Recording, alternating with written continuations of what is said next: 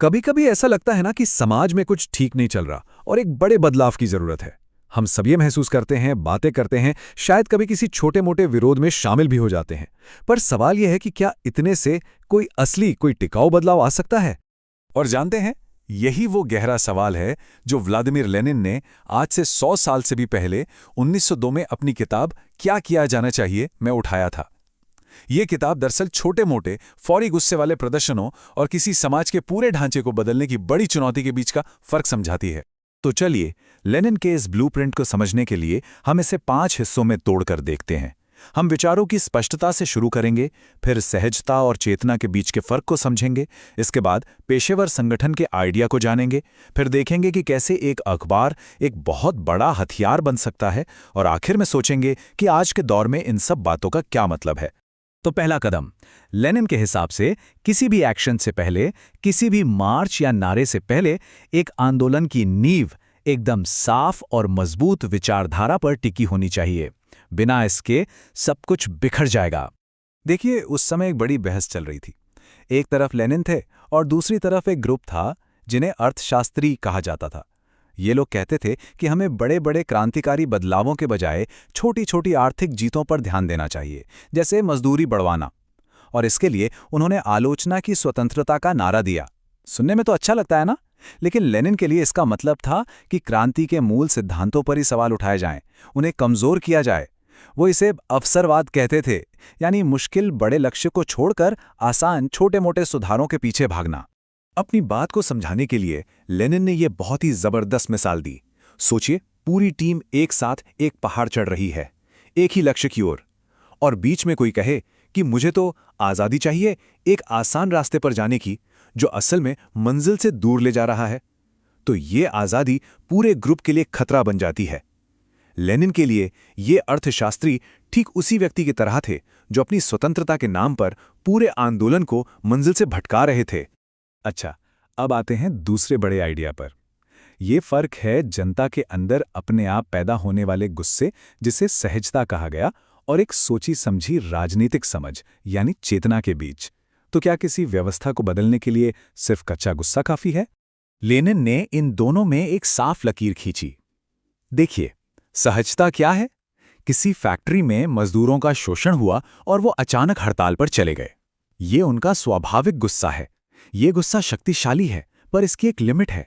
इससे शायद उनकी मजदूरी बढ़ जाए, लेकिन ये उस सिस्टम पर सवाल नहीं उठाएगा जिसकी वजह से शोषण हो रहा है। उसके लिए चाहिए चेतना, एक गहरी राजनैतिक समझ जो अक्सर बाहर से, एक राजनैतिक सिद्धांत से आती है। इसको ना आज के जमाने से जोड़कर देखिए। सोशल मीडिया पर कोई अन्याय होता है तो कैसे लोगों का गुस्सा एकदम से फूट पड़ता है, हैशटैग ट्रेंड करने लगते हैं। ये जुनून जरूरी है, ये ऊर्जा देता है। लेकिन अक्सर क्या होता है, बिना किसी संगठित राजनीतिक आंदोलन के जो इस गुस्से को सही दिशा दे सके, ये ऊर्जा कुछ ही दिनों में खत्म हो जाती है और सिस्टम में कोई बड़ा बदलाव नहीं आ पाता। चलिए, अब लेनिन के ब्लूप्रिंट के सबसे मशहूर और शायद सबसे विवादास्पद हिस्से पर आते हैं, वो संगठन जो क्रांति को लीड करेगा। लेनिन का साफ मानना था कि क्रांति जैसा मुश्किल और गंभीर काम शौकिया लोगों के भरोसे नहीं छोड़ा जा सकता।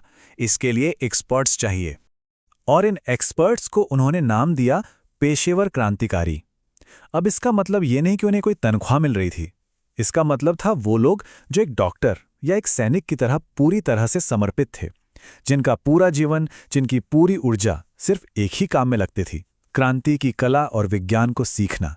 इसमें साजिश रचने की कला से लेकर प्रचार करने का विज्ञान और पुलिस की नज़रों से बचने की तकनीकें, सब कुछ शामिल था। तो फिर ये संगठन दिखेगा कैसा? लेनिन के हिसाब से इसे छोटा होना चाहिए, गोपनीय होना चाहिए, बहुत ज़्यादा अनुशासित और केंद्रीकृत होना चाहिए। ये कोई पसंद नापसंद की बात नहीं थी, ये उस वक्त की ज़रूरत थी। ज़ार की खूंखार खुफिया पुलिस से बचने के लिए ये ज़रूरी था। अगर संगठन बड़ा और खुला होता तो जासूस आसानी से घुस जाते और सब कुछ खत्म हो जाता। जाहिर है, इस मॉडल की बहुत आलोचना हुई। लोगों ने कहा कि ये तो अलोकतांत्रिक है, इसमें तो कोई लोकतंत्र ही नहीं है। लेनिन का जवाब बड़ा सीधा और प्रैक्टिकल था। वो कहते थे कि जब आप एक ऐसी तानाशाह सरकार के खिलाफ लड़ रहे हैं जहां खुलेआम कुछ भी करने का मतलब सीधा जेल जाना है, तो फिर गोपनीयता और अनुशासन ही जिंदा रहने का एकमात्र तरीका है। ठीक है, तो एक अनुशासित संगठन का आइडिया तो आ गया, लेकिन एक और बड़ी प्रैक्टिकल समस्या थी। इतना बड़ा रूस जिसमें ना इंटरनेट था ना फोन, तो देश के अलग अलग कोनों में काम कर रहे छोटे छोटे क्रांतिकारी समूहों को एक दूसरे से जोड़ा कैसे जाए। लेनिन के पास इसका भी एक बहुत ही कमाल का आइडिया था। उनका समाधान था एक ऐसा अखबार जो पूरे रूस में पहुंचे।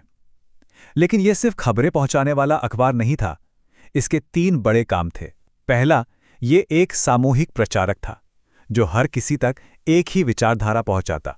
दूसरा, ये एक सामूहिक आंदोलनकारी था जो एक ही समय पर पूरे देश में एक्शन के लिए कॉल देता। और तीसरा और सबसे जरूरी, ये एक सामूहिक संगठन करता था जो असल में पार्टी का ढांचा खड़ा करता। और यहीं पर इस प्लान की असली खूबसूरती सामने आती है, जिसे लेनिन ने इस मचान वाली मिसाल से समझाया। सोचिए, जब किसी इमारत को बनाया जाता है तो पहले लोहे का एक ढांचा, एक मचान खड़ा किया जाता है। लेनिन के लिए अखबार वही मचान था।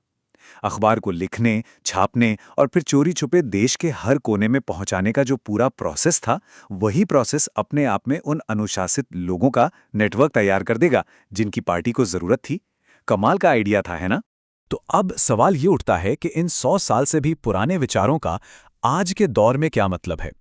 क्या ये किताब सिर्फ इतिहास का एक पन्ना है, या इससे आज भी कुछ सीखा जा सकता है? अगर हम क्या किया जाना चाहिए से मुख्य बातें निकालें तो हमें 4 रणनीतिक सिद्धांत मिलते हैं। और ये सिद्धांत किसी भी बड़े प्रोजेक्ट पर लागू हो सकते हैं, चाहे वो कोई सामाजिक आंदोलन हो या कोई नया बिजनेस ही क्यों ना हो।